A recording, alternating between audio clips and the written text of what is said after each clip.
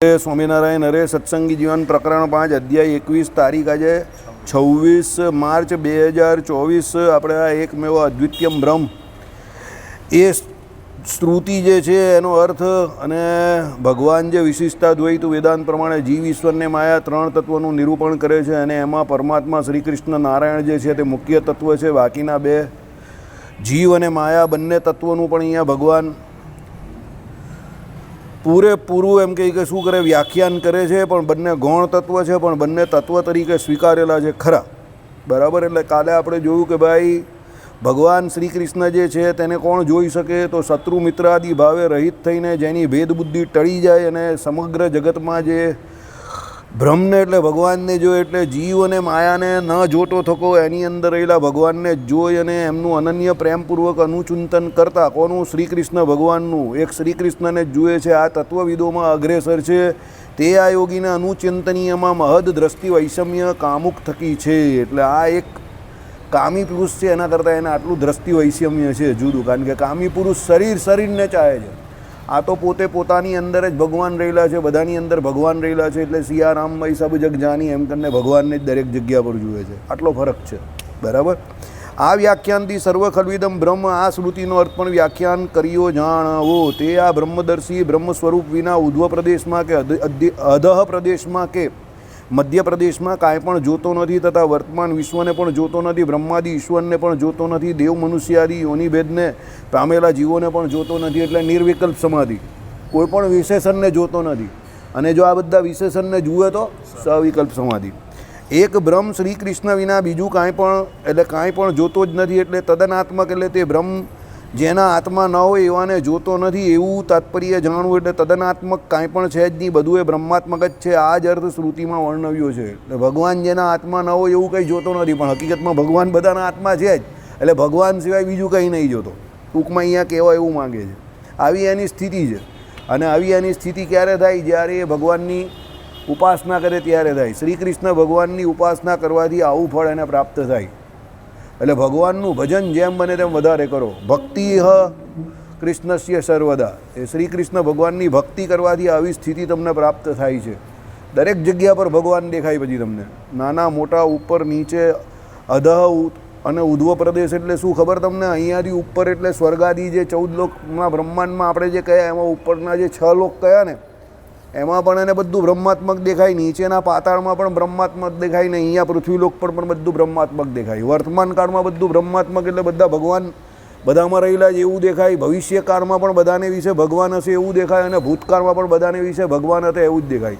એટલે ટૂંકમાં ભગવાન સિવાય એને બીજું કંઈ દેખાય નહીં. દેશ કાળ અને વસ્તુ એ ત્રણથી ભગવાન જે અપરિચ્છેદ એટલે અપરિછિન્ન છે એ દેશ કાળ અને વસ્તુ એટલે સર્વદેશ સર્વકાળ અને સર્વ વસ્તુમાં એને ભગવાન દેખાય. આ ભગવાનના ભક્તની સ્થિતિ અને આ સ્થિતિ દરેકે પ્રાપ્ત કરવાની છે. આ ભક્તિની પરાકાષ્ઠા છે.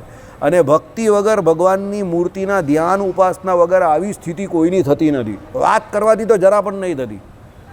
મોટી મોટી વાત કર્યા કરો કે આમ કરી નાખ્યું ને તેમ કરી નાખ્યું ને આમ કરી નાખીશ ને તેમ કરી નાખીશ, એનાથી જરા પણ નહીં થતી.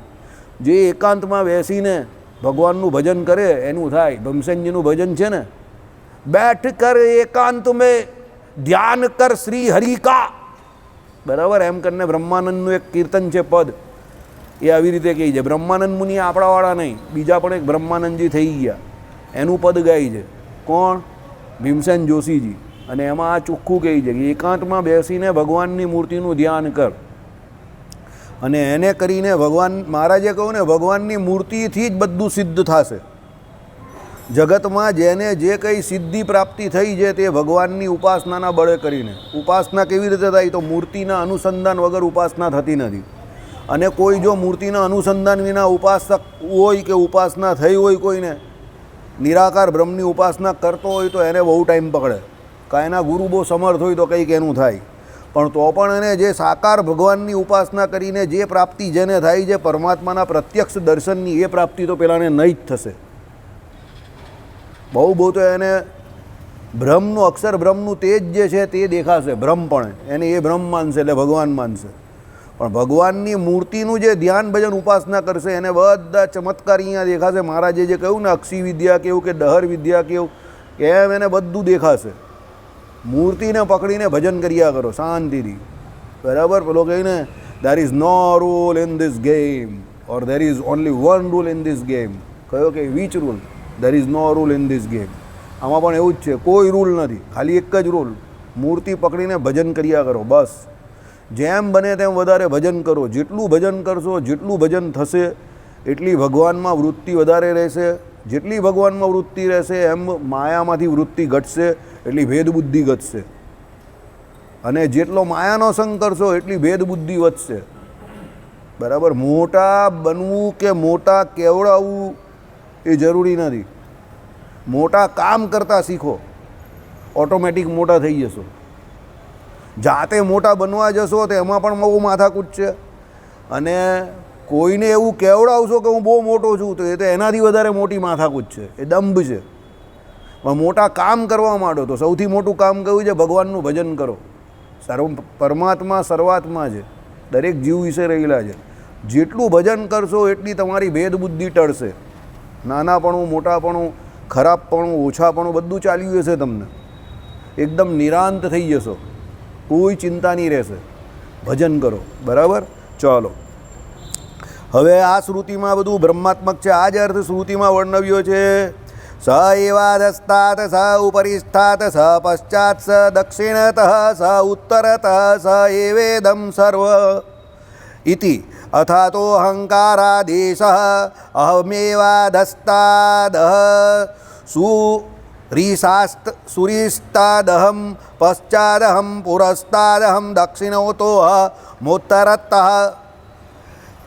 દક્ષિણોતો અહમ ઉત્તરતઃ ઇતિ અથાત આત્માદેશ આત્મા આત્મેવાધસ્તાદાત્મોપરિસ્તાદાત્મ દક્ષિણત આત્મા ઉત્તરત આત્મૈવેદમ સર્વમ ઇત્યાદિ. આમ કહેવાથી આ શ્રુતિઓ અબ્રહ્માત્મક વસ્તુઓનો અભાવ હોવાને લીધે બ્રહ્માત્મકપણે સર્વના ગ્રહણને સંભળાવે છે. માટે દ્વૈત ભંગનો એટલે બીજી વસ્તુ જ નથી, એવો અવસર નથી એમ જણાવ્યું છે. એટલે શું કહ્યું? આ શ્રુતિઓમાં અબ્રહ્માત્મક વસ્તુનો નિષેધ બતાવ્યો. અબ્રહ્માત્મક વસ્તુનો નિષેધ એટલે ભગવાનની દયાથી કે ભગવાનની કૃપાથી આ દુનિયામાં ભગવાન સિવાય બીજું કંઈ નથી એવું જ્યાં જ્યાં નિરૂપણ આવે એટલે એનો મતલબ એવો સમજવો કે ભગવાન સિવાય તમને બીજું જે પણ કંઈ દેખાય છે એમાં પણ ભગવાન રહેલા છે, પણ આપણે દેખાતા નથી. સમજો, બહુ સિમ્પલ વાત છે. દ્રશ્ય અને દ્રષ્ટા, લોયાનું 7મું વચનામૃત. બરાબર. દ્રશ્ય અને દ્રષ્ટા. આપણું આ શરીર જે છે તે શું છે? દ્રશ્ય છે. અને એનો દ્રષ્ટા કોણ છે? જીવ છે. આપણે આપણો દ્રષ્ટા દેખાય છે? આપણે આપણો પોતાનો જીવ એટલે આપણે આપણી જાતને નહીં જોઈ શકતા, એટલે દ્રષ્ટા આપણે નહીં દેખાતો. જેના દ્વારા આખું આ શરીર ચાલે છે એ શરીરને આપણે જોઈ શકીએ છીએ, પણ દ્રષ્ટા નહીં દેખાતો. અરે સૌથી મોટી ભગવાનની કરામત જો, જે આંખ દ્વારા તમને તમારું શરીર અને આખી દુનિયા દેખાય છે, આંખ જ તમને દેખાતી નથી તમારી. તમારે તમારી આંખ જોવી હોય તો સામે મિરરમાં જોવી પડે. બરાબર. સમજો. એટલે જે આંખ દ્વારા તમને ભગવાન દેખાય છે, મૂર્તિ દેખાય છે, શાસ્ત્રો દેખાય છે, તમે બધા દેખાવ, તમારું શરીર પણ દેખાય છે, પણ એ આંખ દ્વારા તમે તમારી જાતને જ જોઈ નહીં શકતા. એટલે એ આંખને નહીં જોઈ શકતા એમ, પોતાની આંખને. પરમાત્માની કરામત જોવું, વિચાર તમે કરો. હવે જો જે આંખથી તમે આખી દુનિયા જોવો છો કે પોતાને જોવો છો, એ આંખ તમને નહીં દેખાતી, જે શરીરને તમે તમારો જીવ એટલે જ્યાં સુધી અંદર જીવ છે ત્યાં સુધી આ શરીર એના આધારે રહેલું છે, એ જેના આધારે રહેલું છે એ પણ તમે નહીં જોઈ શકતા, તો પછી પરમાત્મા આપણે ન જોઈ શકીએ એમાં કંઈ વિસ્મય પામવાની જરૂર નથી. આપણે આપણી જાતને જ નહીં જોઈ શકતા તો ભગવાનને કાંથી જોઈ શકવાના? આઈડિયા આવી ગયો? એટલે કહેવાનું તાત્પર્ય એવું છે, પરમાત્મા યતો વાચો નિવર્તન્તે અપ્રાપ્ય મનસા સહ માઈ કેવા ઇન્દ્રિય અંતકરણથી ભગવાન પમાતા નથી, જોઈ શકાતા નથી. એટલે ભગવાનને જોવા હોય તો પહેલાં બહાર જે મૂર્તિ જે છે એનું ધ્યાન ભજન ઉપાસના કરવી પડે, એટલે પછી તમને ભગવાન તમારા આત્માને વિશે પરમાત્મા જે રહેલા છે એ તમને દર્શન આપશે. પણ કેવા દર્શન આપશે? તમે જે મૂર્તિનું દર્શન કરો છો એ રૂપે જ તમને દર્શન આપશે. અંદરના અંતર્યામી જે છે તેનું એકાત્મકપણું છે. કોની જોડે? બહાર તમે જે મૂર્તિનું ધ્યાન કરો છો એની જોડે. એટલે તમે જે મૂર્તિનું ધ્યાન કરો છો એ જ મૂર્તિ તમને અંદર દેખાશે, અને એ દેખાશે ત્યારે અંદર દેખાશે, સમજો. અને અંદર દેખાશે પછી બહાર પણ દેખાશે. પછી દરેક જીવ, તમારો જીવ એટલે તમે પોતે દરેક જગ્યા પર એ ભગવાનને જોઈ શકશો, કારણ કે એ છે તો ખરા જ બધે. પણ આપણી અત્યારે એવી સ્થિતિ નહીં થઈ કે તમને દેખાય. બહુ સિમ્પલ વાત કરું, દૂધ છે, દૂધની અંદર તમને ઘી નહીં દેખાતું, દૂધની અંદર તમને દહીં નહીં દેખાતું, અરે છેલ્લે ફેંકી દેવાવાળી છાશ એ પણ નહીં દેખાતી, પણ એ બધું દૂધમાં રહેલું છે. પ્રોસેસ કરો તો બધું થાય. આટલું દહીં નાખી દઉં, દહીં થઈ જાય, એને મથો તો પછી માખણ થઈ જાય, ઘી થઈ જાય, અને છેલ્લે કંઈ નહીં તો છાશ પણ થઈ જાય, સમજો. પણ એ દૂધને વિશે તમારું કામ થતું નથી. હવે સાંભળો, એ દહીંમાંથી એટલે દૂધમાંથી તમે ઘી બનાવ્યું, તો એ ઘીએ કરીને તમે દીવો પ્રગટાવી શકો. પણ તમારી પાસે 2 કિલો દૂધ છે, તો એ દૂધે કરીને તમે દીવો પ્રગટાવી શકો? તમે કહો 2 કિલો દૂધ છે તો એ તો ઘી તો એમાંથી થોડુંક તો નીકળે ને, એમ કે ચાલો એ દૂધમાંથી ઘીવો મારે ઘી દીવો પ્રગટાવો છે. ના, એ ન થશે. કેમ? દૂધ જે છે એમાંથી ઘી બને છે, પણ ઘી જે છે એ દીવો પ્રગટાવવા માટે કામમાં આવી શકે, પણ દૂધ કામમાં ના આવે. આઈડિયા આવી ગયો? એટલે કહેવાનું તાત્પર્ય એવું છે કે જે જગ્યા પર ભગવાનની ઉપાસના કામમાં આવે, ભજન કામમાં આવે, ત્યાં બીજું કંઈ કામમાં આવતું નથી. એટલે ભગવાન રહ્યા છે બધે તત્વતઃ પરિપૂર્ણ, જળ અને ચેતન બંનેમાં રહ્યા છે. એવું નથી કે નથી રહ્યા. અને એ ભગવાન તમે જે કંઈ કરો છો એમાં સર્વજ્ઞ સર્વવિત જે કયા, એટલે દરેક જગ્યા પર પોતે જ રહેલા જ પાછા. એટલે એમને બધી ખબર, સર્વજ્ઞતા ભગવાનની જે કહી તે કેવી રીતે કહી, રાષ્ટ્ર રાજાની એ નહીં કહી, પણ એ પરમાત્મા પોતે અંદર અંતર્યામી પણ રહેલા જ બધામાં. એટલે કહ્યું છે કે ભગવાન સર્વવિત સર્વજ્ઞ સર્વવિત છે.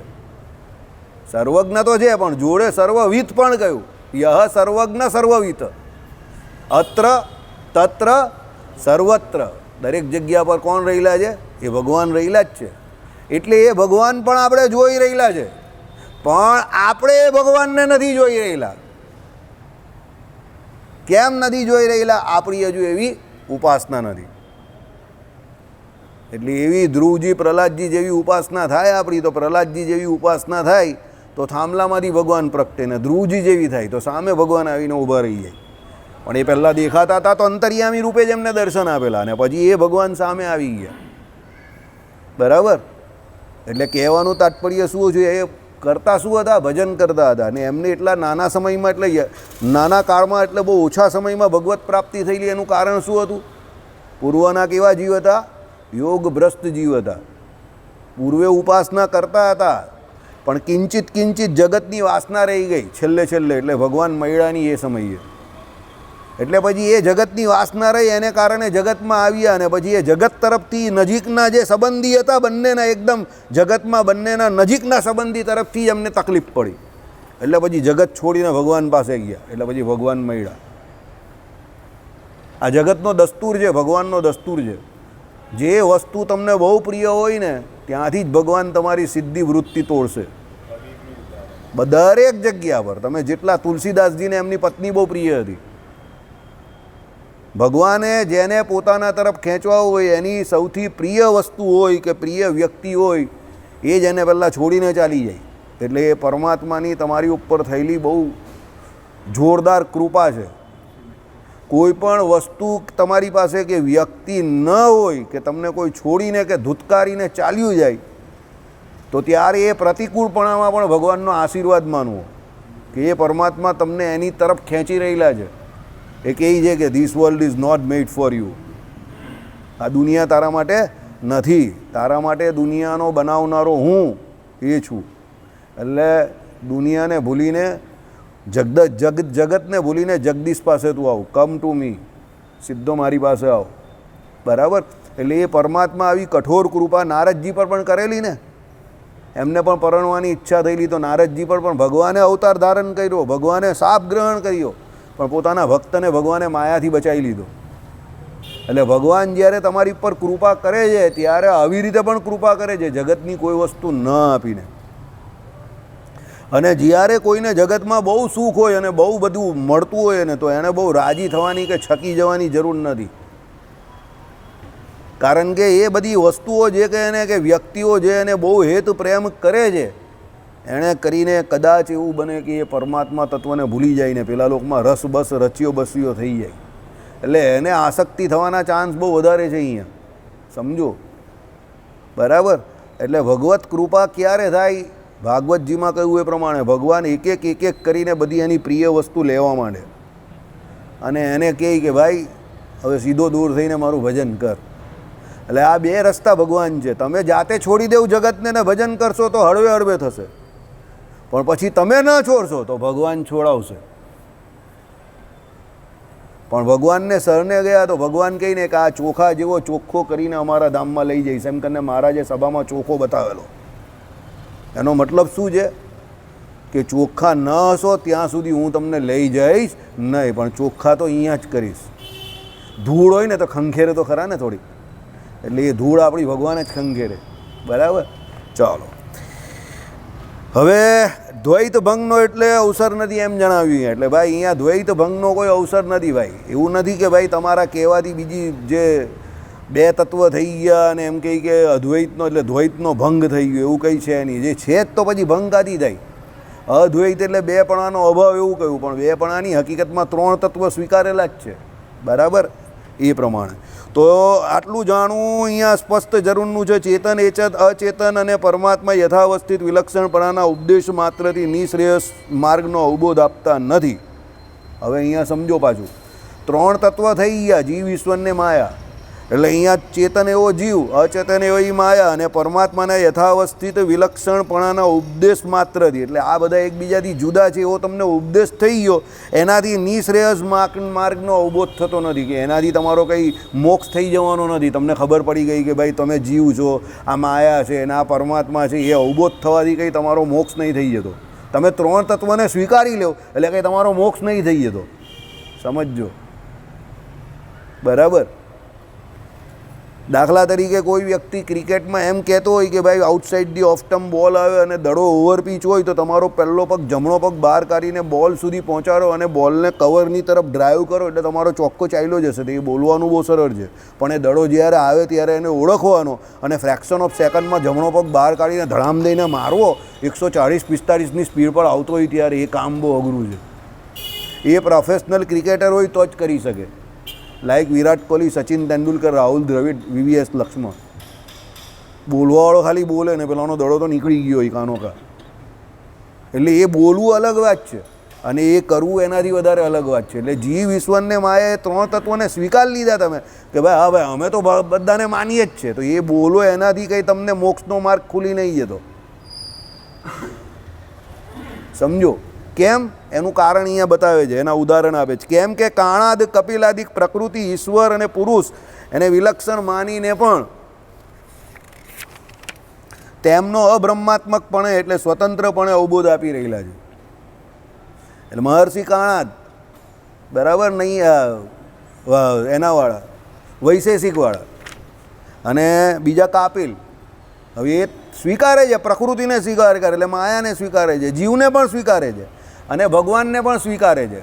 પણ જીવ અને માયા એ બંને ભગવાનનું શરીર છે એવું નહીં સ્વીકારતા, બધાને સ્વતંત્ર સ્વીકારે છે, કારણ કે નાસ્તિક ભાવ છે એમનામાં. એટલે એ સૃષ્ટિની ઉત્પત્તિમાં પરમાત્માને કારણ નહીં માનતા, ત્રણ તત્વને સ્વીકારે છે પણ બધાને સ્વતંત્ર માને છે કે ભાઈ એ તો માયા અને જીવ ભેગા થાય એટલે આમને આમ સૃષ્ટિ ચાલ્યા કરે. પેલા બિગ બેનના સિદ્ધાંતની જેમ સ્ત્રી પુરુષ ભેગા થાય તો સૃષ્ટિ ચાલ્યા કરે, એમાં પરમાત્માની કાંઈ જરૂર છે? એટલે એ અબ્રહ્માત્મકપણે સ્વતંત્રપણે સ્વીકારે છે, સમજો. એટલે હવે એણે ત્રણ તત્વો તો સ્વીકાર્યા ને, પણ અબ્રહ્માત્મકપણે સ્વીકાર્યા બાકીના બે જીવ અને માયા. એટલે એમાં કંઈ મોક્ષનો માર્ગ તો મળ્યો જ નહીં ને, કારણ કે ભગવાનને માને તો છે, પરમાત્માને માને છે, પણ એમ નહીં માનતા કે ભાઈ એ જીવ અને જે માયા જે છે તે પરમાત્મા આગળ અતિશય પરતંત્ર છે અને ભગવાનનું એ બંને શરીર છે અને ભગવાનની ઈચ્છાશક્તિ, ક્રિયાશક્તિ ને જ્ઞાનશક્તિ એ મુજબ જ એ જીવની ઈચ્છાશક્તિ, ક્રિયાશક્તિ ને જ્ઞાનશક્તિ ચાલે છે, એવું નહીં માનતા. બરાબર. કોણ? મહર્ષિ કાણાદ અને આ કાપિલ, બેઉ. કાપિલમાં તો આખો દેહ ઉપર છે, સમજો. બરાબર. એટલે કહેવાનો મતલબ એવો છે કે ભાઈ બંને તત્વને ત્રણ માને છે પણ 3 તત્વને માન્યા પછી પણ પરમાત્માને સ્વતંત્રપણે નહીં માનતા, એટલે પરમાત્માને એ બંનેના ઉપરી તરીકે નહીં માનતા, તો પછી એનાથી કંઈ નિશ્રેયસ નહીં થવાનું. જીવ ભગવાનની શરણે ક્યારે જાય? જ્યારે ભગવાનને સર્વોપરી માને, બધાના ઉપરી માને, તો જ એની શરણે જાય ને. સમજો. પછી એ જીવ એમ માનતો હોય કે ભાઈ એ તો હું પણ અનાધિકારથી છું ને માયા પણ અનાધિકારથી છે ને પરમાત્મા પણ અનાધિકારથી છે, મને એની કાં જરૂર છે?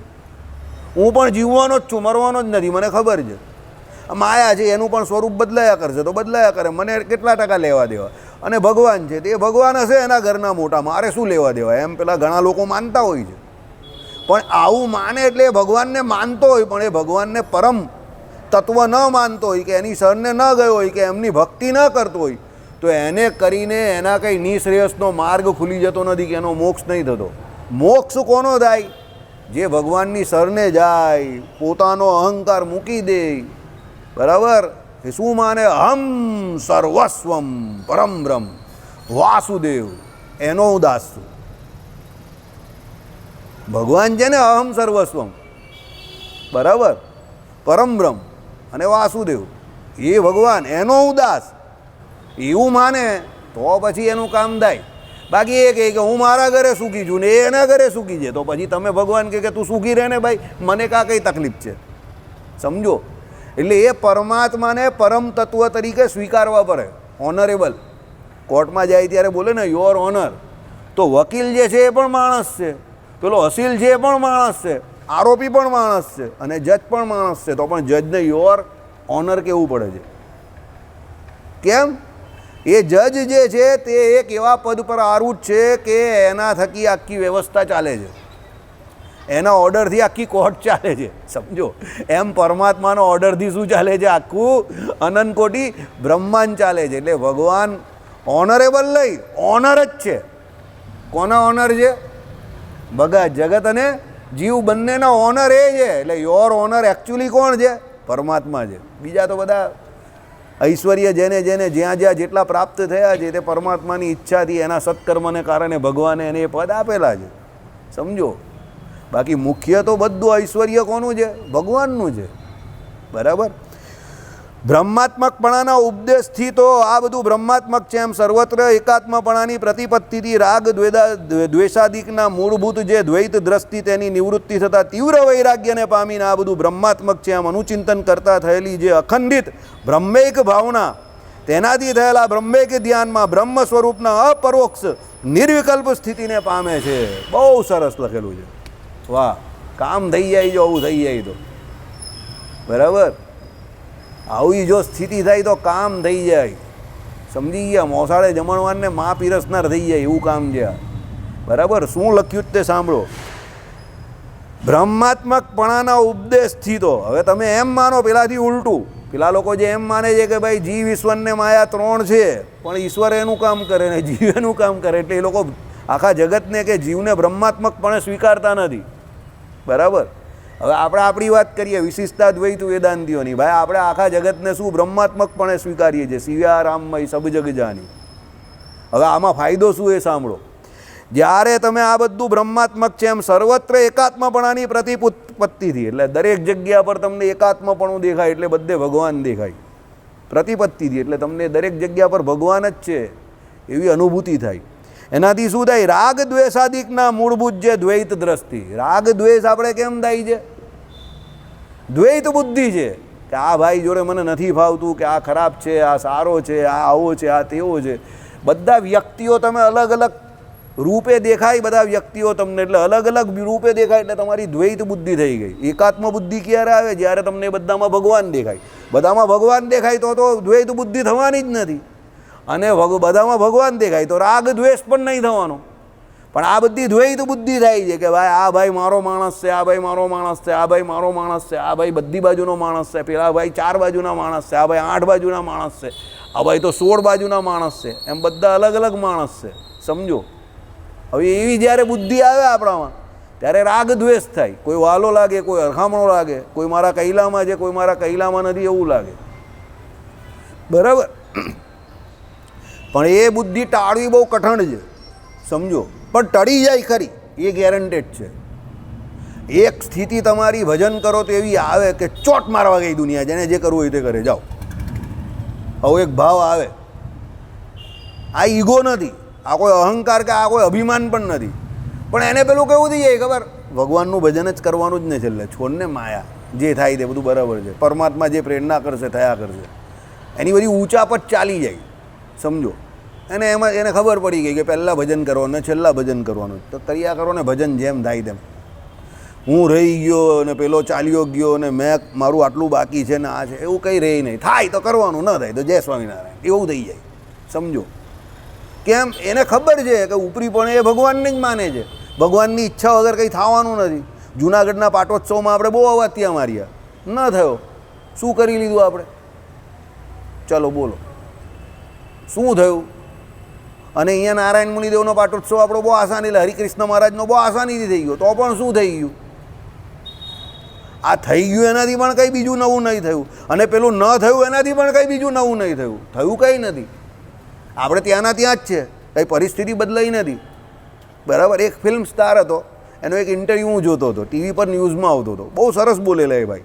એ कि आपको ये फिल्म मिल रही थी, आपने की नहीं थी, आप बोले थे आप बहुत बिजी थे, आपने छोड़ दी, और उस आपकी जगह पर जिसने ये फिल्म ली उसका बहुत नाम हो गया इस फिल्म के बाद को, आपका क्या सोचना है? ये छोड़ के आपने कोई गलती की है तो भी वो हंसे लो. एक एक नहीं, एक और हिट फिल्म मेरे खाते में आ जाती. ठीक है, वो सुपरस्टार बन गया, आपने ये छोड़ी, अरे वो उसकी किस्मत है, मेरे पास एक और हिट फिल्म आ जाती, क्या फ़र्क पड़ता है? कोई फ़र्क नहीं पड़ता. 80 है तो 81 हो जाती, और उसकी जगह पर मैंने दूसरी की, वो भी हिट ही हुई होगी, वो आपने ध्यान नहीं दिया होगा तो वो हिट हो गई, वो नहीं तो वो चली. अब एक साथ में दो तो नहीं कर सकता था. તમે સમજ્યા? હવે આ બુદ્ધિ જો એનામાં કોમર્શિયલ માણસમાં આવી, મને એની બુદ્ધિ બહુ ગમી. સમજો, ભલે એ માણસ કોમર્શિયલ છે પણ એની બુદ્ધિ મને ગમી કે હું એક સમય પર એક કા બે કરી શકતે. વિધારે ઓફર કરેલી તો પણ મારી પાસે સમય તો જોયો ને, પછી ભલે એ બીજાના એમાં ગઈ ને એની હિટ ગઈ, ચાલ ભાઈ એ સ્ટાર બની ગયો, જે થયું તે સારું થયું. આમાં આવું જ છે. ભગવાને કહ્યું એ પ્રમાણે 9 પ્રકારની ભક્તિમાંથી તમને જે જ્યારે ગમે કરો, ભજન કરો, ભક્તિ કરો. અને ભગવાનના ભક્તનું એક લક્ષણ હોવું જોઈએ, બીજા જે કંઈ કરે એમાં રાજી રહેવું. જે કંઈ પણ કોઈ પણ કરે એમાં આપણે રાજી રહેવું. તમે એમાં તમારો સિંહ ફાળો આપી શકો, આપો. બકરી ફાળો આપી શકો તો એ પણ આપો, અને કદાચ કંઈ ના આપી શકો તો પણ બધાનું હિત ઈચ્છવાનું. ભગવાનનો ભક્ત કોઈ પણ કંઈ પણ કરે તો એમાં રાજી રહેવો જોઈએ, કુરાજી નહીં થવો જોઈએ. આટલું યાદ રાખવાનું. કંઈ પણ કરો, રાજી રહેવું. બરાબર. એટલે અહીંયા શું કહું, દ્વૈત બુદ્ધિનો નાશ થાય તો રાગ દ્વેષાદી તમારા ટળે.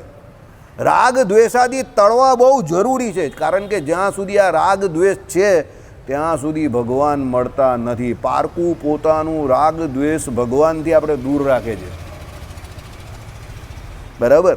એટલે શું કહ્યું, દ્વૈત બુદ્ધિ, દ્વૈત દ્રષ્ટિ, તેની નિવૃત્તિ થતાં તીવ્ર વૈરાગ્યને પામીને પછી એને વૈરાગ્ય થઈ જાય જગત પ્રત્યે. આ બધું બ્રહ્માત્મક છે એમ અનુચિંતન કરતા થયેલી જે અખંડિત, બધું બ્રહ્માત્મક છે, બધે ભગવાન જ રહેલા છે એમ એને અખંડ ચિંતન થાય. કોનું? બ્રહ્મૈક ભાવના, તેનાથી થયેલા બ્રહ્મૈક ધ્યાનમાં. એટલે આ બધું ભગવાનનું જ છે ને બધે ભગવાન રહેલા છે એમ કરીને દરેક જગ્યા પર એને ભગવાનની સ્મૃતિ રહી બ્રહ્મ સ્વરૂપના અપરોક્ષ નિર્વિકલ્પ સ્થિતિને પામે છે. એટલે ભગવાનને વિશે એને પ્રત્યક્ષ ભાવ, એટલે ભગવાનના એને પ્રત્યક્ષ દર્શન થાય. અપરોક્ષ એટલે પ્રત્યક્ષ, એટલે દરેક જીવને વિશે એને પરમાત્માના પ્રત્યક્ષ દર્શન થાય પછી. બરાબર. એટલે આ રાગ દ્વેષ તાળવા બહુ જરૂરી છે. સમજો. અને જો તમને મંદિરે આવીને પણ મંદિરમાં હરિભક્તો પ્રત્યે રાગ દ્વેષ થતા હોય ને તો તેરા તો બેડ લક બહુ ખરાબ છે. કારણ કે જગતમાં તો બધું એવું છે જ. તો ભાઈ તમે અહીંયા આવીને પણ એ જ વેપાર કરતા હો, બીજા પ્રત્યે રાગ રાખો, દ્વેષ રાખો, બદલો લેવાની ભાવના રાખો, બહુ ખોટી વાત છે. અહીંયા આવીને શું બદલો લેવાની ભાવના રાખવાની કોઈના પ્રત્યે? સમજો. અને અહીંયા યાદ રાખજો, અહીંયા કોઈ બનતું નથી, અહીંયા બનાવનારો જ બને છે. આ મારા જીવનના 30-35 વર્ષના અનુભવથી મંદિરના કહું તમને. આ મંદિરમાં જેટલા તમને બનાવવા આવે ને શાંતિથી બની જજો. યાદ રાખજો, અમારા અનુભવથી તમને કહું છું, જેટલા તમને સમયે બનાવી જશે ને સમયે કરીને એ જ બનેલો હશે. એ સ્વીકારશે કે ન સ્વીકારશે અલગ વાત છે, પણ તમને ખબર પડશે કે આ જો તમને બનાવવા આવેલો એ જાતે જ બની ગયો. કારણ કે અહીંયા શું છે, ભગવાન સાક્ષાત પ્રત્યક્ષ પુરુષોત્તમ નારાયણ બેઠેલા છે. એટલે અહીંયા બનીને રાજી થવામાં ફાયદો છે, બનાવવામાં ફાયદો નથી. બરાબર? એટલે ભગવાનનું ભજન કર્યા કરવાનું. માં અનિલભાઈની જેમ શું કહે અશોકભાઈ? અનિલભાઈ ચાલ્યા જ કરવાનું, ચાલવા જ કરવાનું. એ શું કહે કે તું મને બનાવતો નહીં હતો ગાંડા, એ તો હું જાણી જોઈને બનતો હતો કે મારા બનવાથી તારું ઘર ચાલતું હતું. બાકી મને પહેલેથી જ ખબર હતી તું મારે ત્યાં ચોરી કરે છે. એટલે તને એમ કે અનિલભાઈને ખબર નથી. અનિલભાઈને ખબર છે, પહેલે દિવસથી જ ખબર છે, પણ મારા તારે ચોરી કરવાથી તારું ઘર ચાલે છે ને હું તને પકડી લઉં તો તારું ઘર ચાલતું બંધ થઈ જશે. એટલે તું મને બનાવતો નહીં હતો, હું બનતો હતો. બરાબર? હવે આ બધા તમને ફિલ્મના ડાયલોગ લાગે, પણ આવા માણસને મારી જિંદગીમાં જોયેલા છે. સમજો, ચોરી કરે તો પણ ચોરી કરવા દે માણસને. આવા માણસ મેં જોયા. તમે વિચાર કરો. હા, ચોરી કરવા દે એને, ત્યાં એના પોતાના એમાં ખાતા પર ચોરી કરવા દે એના માણસને. બોલો. પછી આપણે કે વાસુ પેલાને એમ કે બહુ હોશિયાર છે, કે એ ચોરી કરે જ ને મને ખબર નથી. મને ખબર છે કે એ ચોરી કરે છે. બરાબર? પણ એને જો હું પકડી લઈશ, તમને એના બૈરી પોયરા રોડ પર આવી જશે. એટલે નથી પકડવા, જવા દે. જ્યારે અહીંયા પાણી આવી જશે ત્યારે પકડીશ. અત્યારે મને કંઈ ફરક પડતો નથી. સમુદ્રમાંથી એકાદ લોટો પાણી લઈ જાય તો લઈ જવા દે. સમજી ગયા? એટલે આપણે ફિલ્મમાં જોયા હોય કે નાટકમાં જોયા હોય એવા માણસ જીવનમાં પણ મેં જોયા છે, અને હોય જ છે એવા લોકો. એવું નહીં કે નથી હોતા. બરાબર?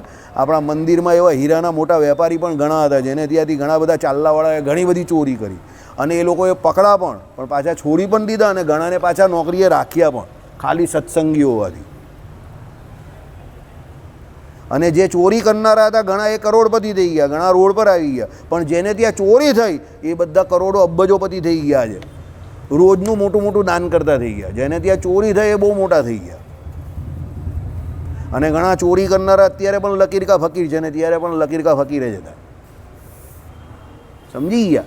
એટલે ભગવાનને કોઈ બનાવી શકતો નથી, યાદ રાખજો. કોઈ હોશિયાર નથી. બરાબર?